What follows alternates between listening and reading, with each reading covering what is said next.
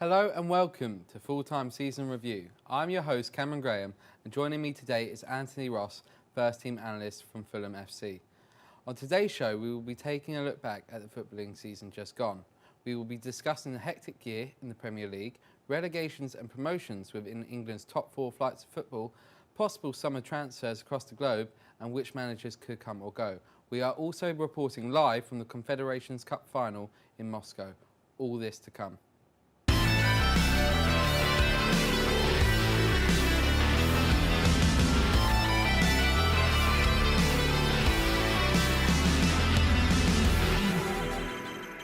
But first, we start with a story that not many people may have heard of over the last year.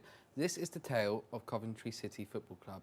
After finishing 23rd in League One this season, the club were relegated, meaning they have entered the 4th division of English football for the first time since 1959. Mick Kearns was a man who played for Coventry when they were last in the 4th division of English football. I spoke to him to gain his thoughts on Coventry's turbulent season.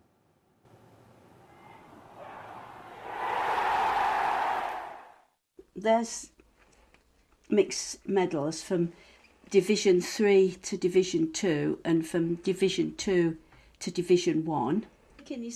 I travelled to Nuneaton, north of Coventry, to speak to Coventry City legend Mick Kearns and his wife Pat. Mick gave me a valuable insight into Coventry City and his thoughts on their current situation. So, first of all, Mick, what was it like playing for Coventry in the 1950s and the 1960s?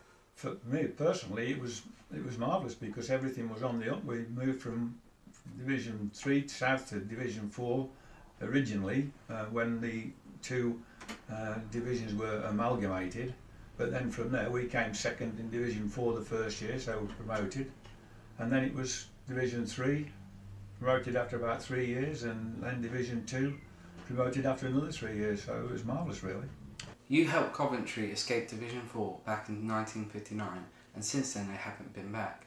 What do you make of the current situation now that Coventry find themselves in the 4th division of English football for the first time since you played? I'm very, very sad about it. I'm very, very sad. I think it's been very badly mismanaged.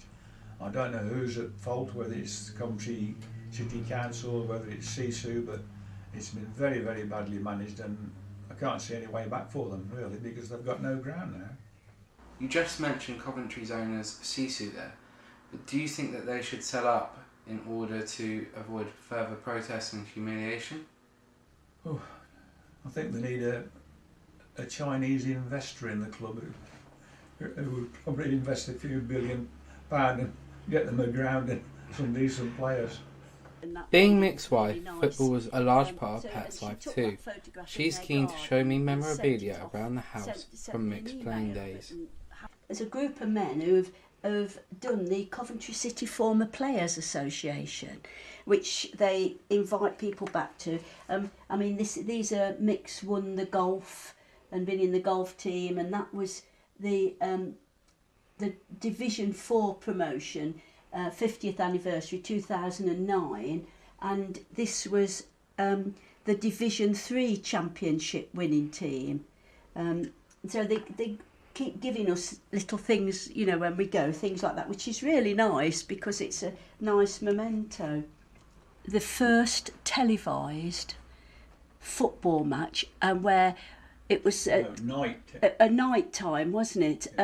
And they put a big screen up at Coventry, and it's at Highfield Road. Then it was, yes, as Mick says, and it was, I think it was Cardiff City, but it was the first time a match, and because this is how innovative Jimmy Hill was, he did all things like that. He was brilliant at that sort of thing. Well, Mick Kearns there, who was truly a one-club man. He was, of course, managed by Coventry legend Jimmy Hill, who helped to abolish maximum wages for players. During Mick's time at Coventry, it was only set at £20 a week. We will revisit Coventry City's story later on in the programme, but now let's turn our attention to the Premier League, and what a season it has been. Chelsea were crowned champions for the second time in 3 seasons. Arsenal lost their hold on that top 4 spot, and St Tottering's Day was finally cancelled. But Ant, first of all, what was your highlight of the season?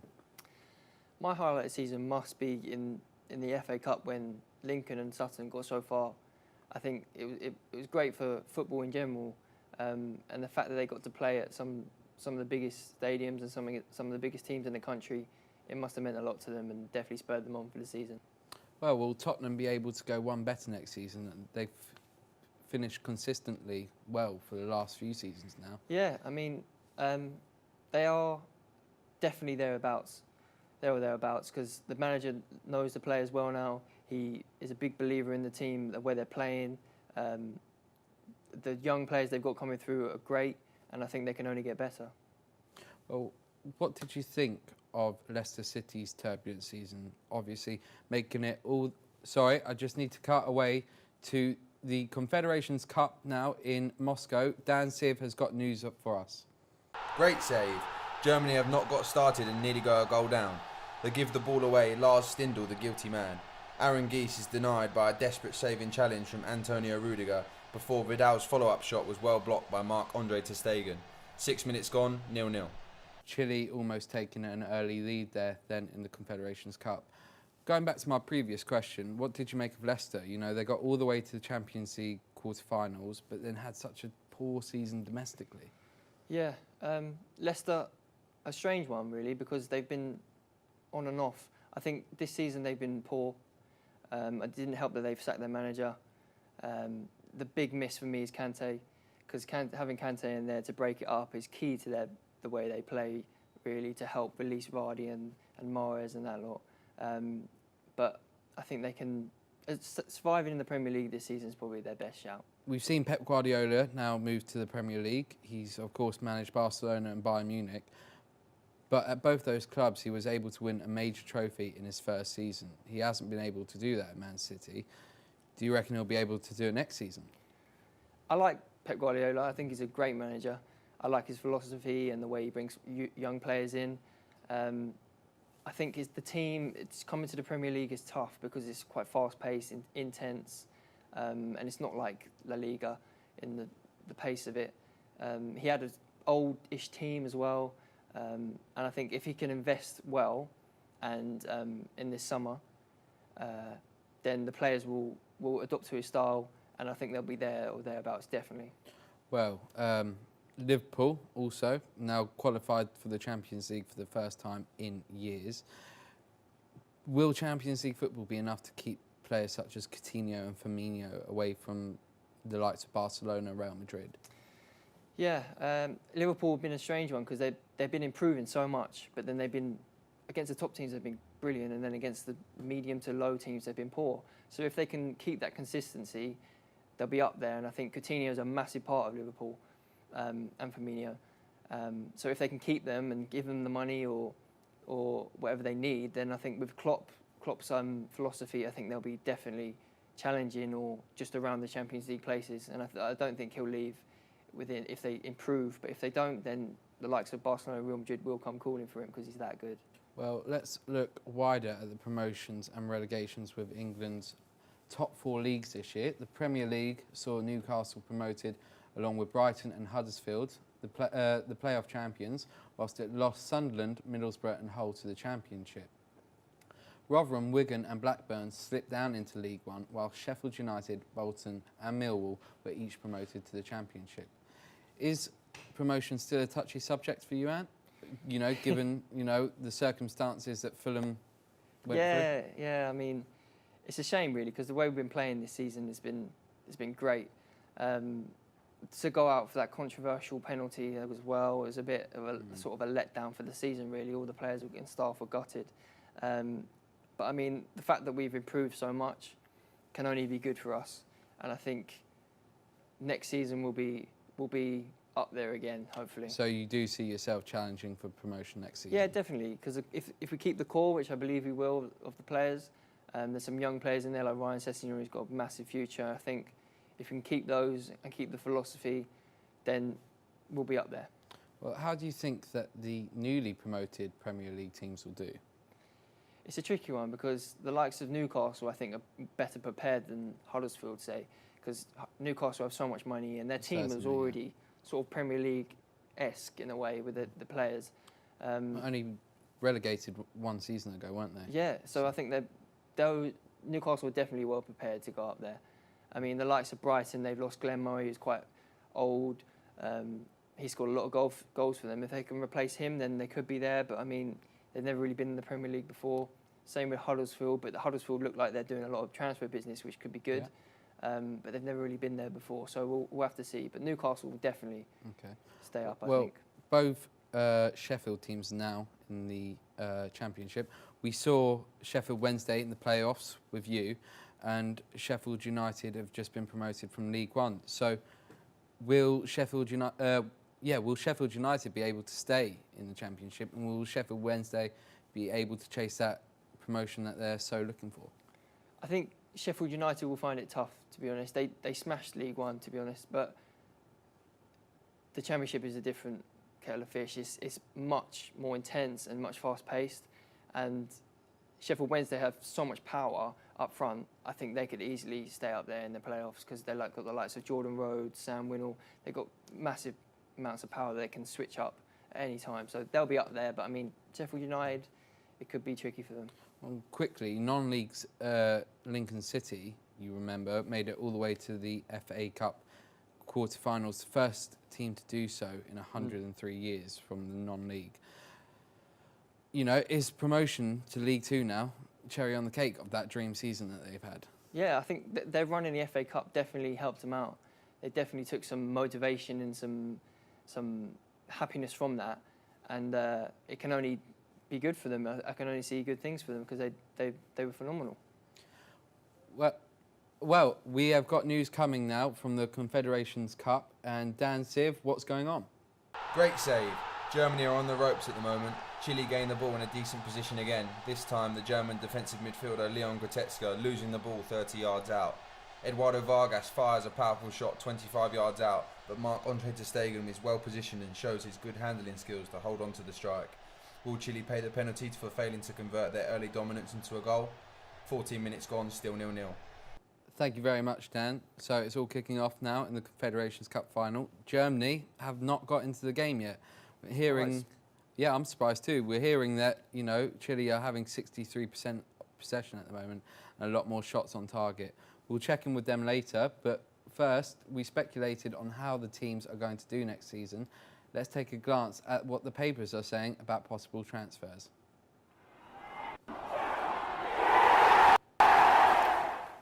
Okay, so we start now with the Mail on Sunday, and their lead story is hands off. Sanchez is not going to Man City. Yeah, I can see that, to be honest.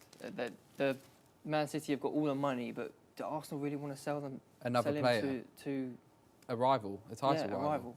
And the fact that Arsenal need him so badly, why would they not just offer the money to him and get him to stay? But is he done? Is he done not winning? That could be it. It could be just up to him. Well, we'll see. Going now on to the Sunday Times, and their main story is Lukaku. Now, there is speculation that he could go to either Man U or Chelsea. Where do you sort of see him ending up? It's difficult because Lukaku left Chelsea, obviously, and I don't know whether he's still upset about that and he feels like he has unfinished business. Especially with them being the champions as well, it could bring in some sort of motivation for him to go there. But Manchester United are different. They've got a lot of history and they've got loads amount of money, so that could sway his thoughts. But I believe it's probably up to him because he could choose either. They're both going to match him with the money. It's just where he prefers to play. Well, we also looking here at the Sunday Telegraph, and they have decided to focus on Bournemouth. Now, they're saying that, you know, the club's going to make an improvement on signings this season and also possibly make the ground larger. Bournemouth one to watch? Yeah, I think so. They're on the up, definitely. I think they finished in the top half of the season, of the table this season, which is great for them. I mean, Eddie Howe's a strong manager. He's young. He's got fresh ideas. I've heard them being linked with Jermaine Defoe, which can only be good for them. He scores a lot of goals wherever he's gone. So they're on the up. I like the way they play, and their stadiums, if they're improving the stadium, then they're only on the way up. Now, quickly going to the Sunday Express, their lead story is that United are set to take heart. Will he go Will he move across to City? You know, City to United. I can't see that happening. I don't really see any players moving from United to City really nowadays. He's been there for so long now. Legend status. Yeah, he won the league there. I can't see him doing that to the City fans who love him really. It's only Pep Guardiola that's really sent him out. Yeah, and finally, we'll just take a quick look at the star whose lead story about football is also about Sanchez possibly going to Man City. So we will check in later and see how that progresses. Well, it looks like we will have a busy summer of transfers ahead of us. It is already looking like the transfer window spending record could again be broken this year. One club that doesn't look like they'll be making many purchases this summer is Coventry City.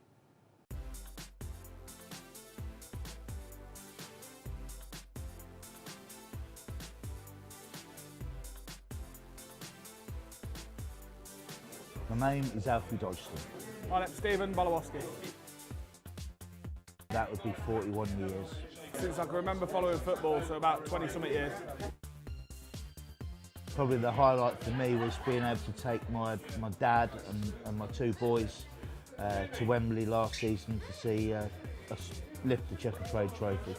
Just remember them in the Premier, having the point of remembering them in the Premiership. I know there was a big day last year when we all got to go to Wembley, but remember them as a team in the Premiership as a big club that they are. It's a high point for me.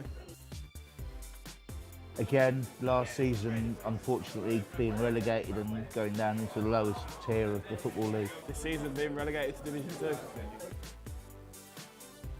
With the owners, it's terrible. Nobody seems to know where they're going, where they're coming from, what their end game is. Hopeless, absolutely hopeless. We're dwindling in a league that we shouldn't be in. We've got managers that are coming in and out, left, right and centre. We've got owners that don't know what they're doing, don't care. So, hopeless. Well, the owners need to either leave, preferably, or invest in the team and in the club.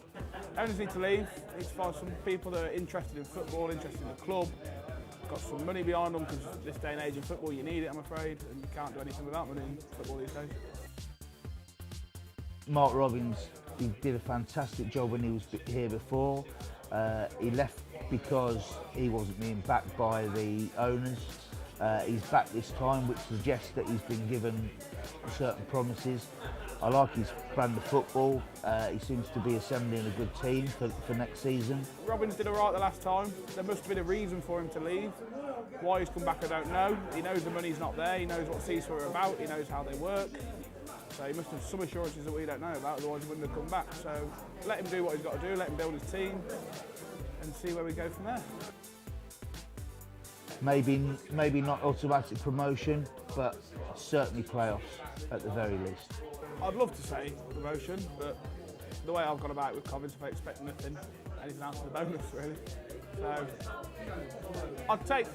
I'd be ecstatic with promotion. I'd take the playoffs. I'd take not getting relegated again, to be honest, the way we're at. But we'll see what happens.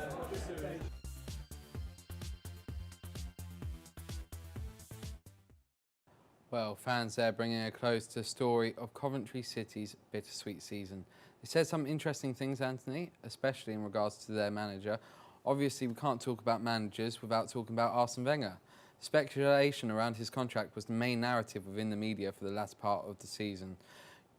Were Arsenal right to offer him that contract extension? It's a tricky one because he's been there for so long. I feel like he should decide when he could go.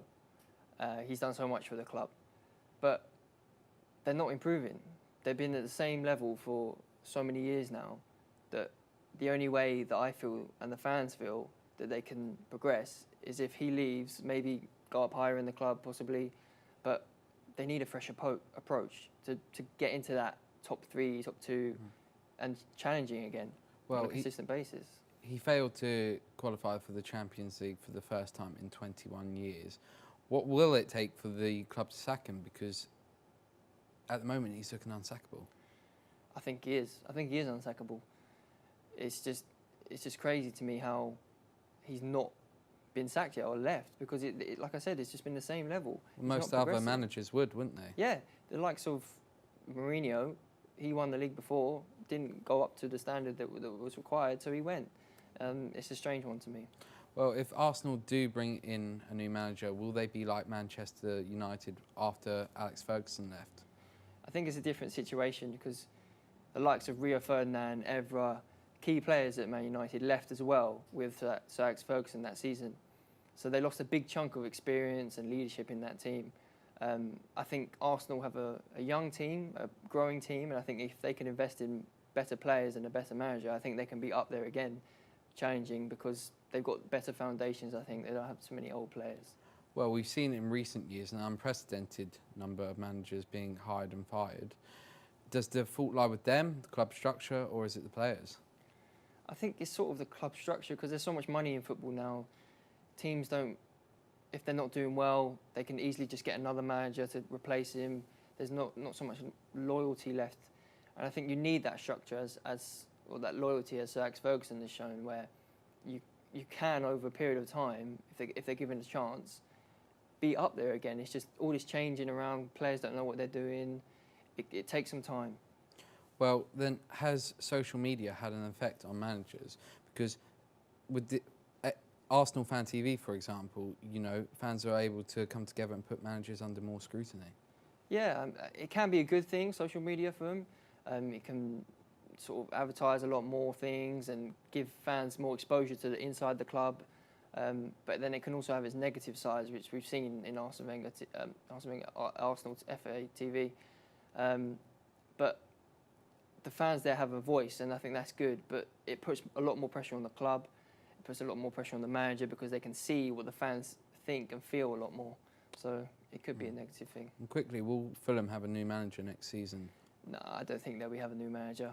What the manager's brought to the club, his philosophy that he's brought, the fact that we were nearly relegated the season before to where we were now, there's no way he'll be leaving. There's too much progression made now for him to leave. Yeah, so it's all positive. Okay, well, let's move on to something a little less sombre. It's time to declare our Amateur Skill of the Year winner, and it is a beauty.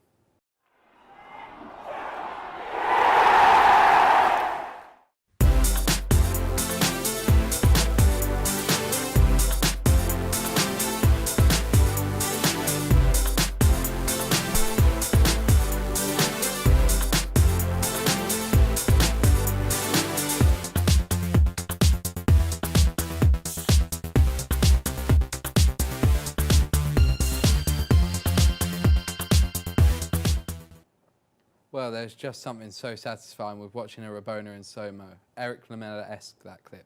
Sent in by Dan Siv of Claygate in Surrey, was chosen by Anthony and me to win our Amateur Skills of the Year award. Congratulations, Dan.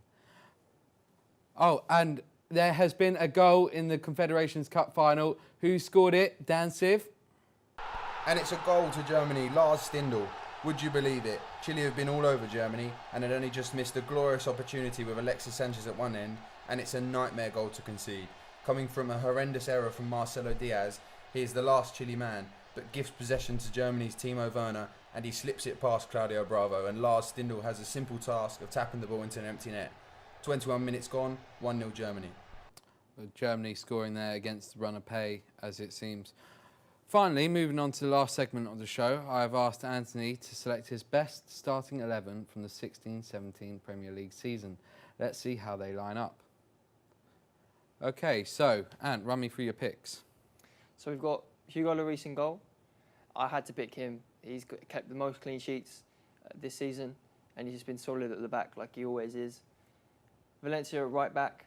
I think that he's been very consistent, bombing up and down, providing assists for Ibrahimovic. Solid in defence for not a right back by trade.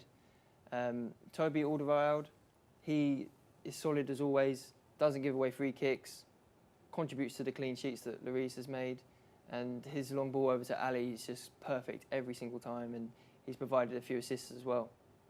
David Luiz, he has come on leaps and bounds since he was last in the Premier League. Well, a mature player now that he's gone to PSG and back. Yeah, I think that's helped him a lot.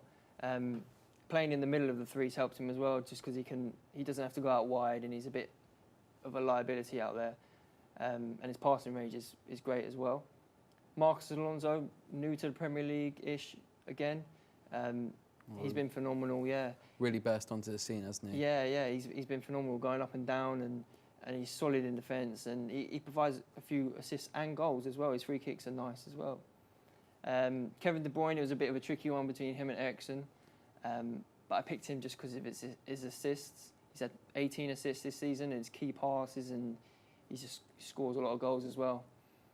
Kante in the middle, you have to have him in. Yeah, definitely. He takes the ball from box to box, and he controls the opposition really. Does he have to add more goals to his season?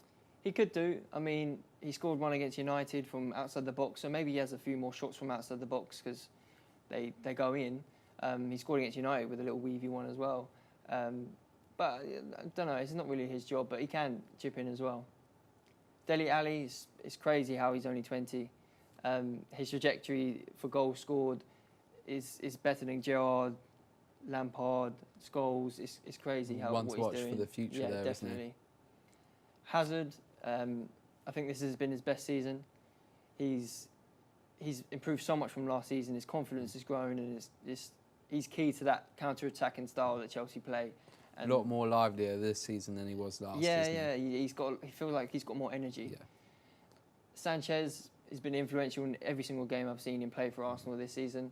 Whether that's goals, assists, dribbling around players. But is the problem with Sanchez? Does he try to do it all? Do you think? Yeah, sometimes he does try and do it. Maybe he should use his teammates a lot more and trust them. But you can't deny what he's done for Arsenal this season. Yeah, he's kept him he's up been there. phenomenal. Yeah.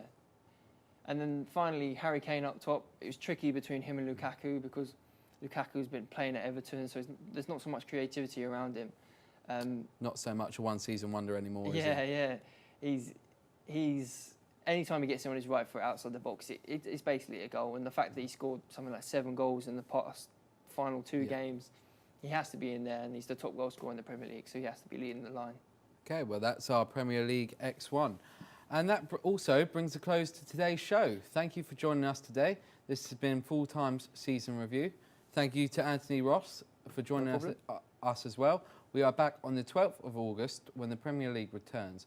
Make sure to follow us on Twitter and find us online and on YouTube. Until then, goodbye.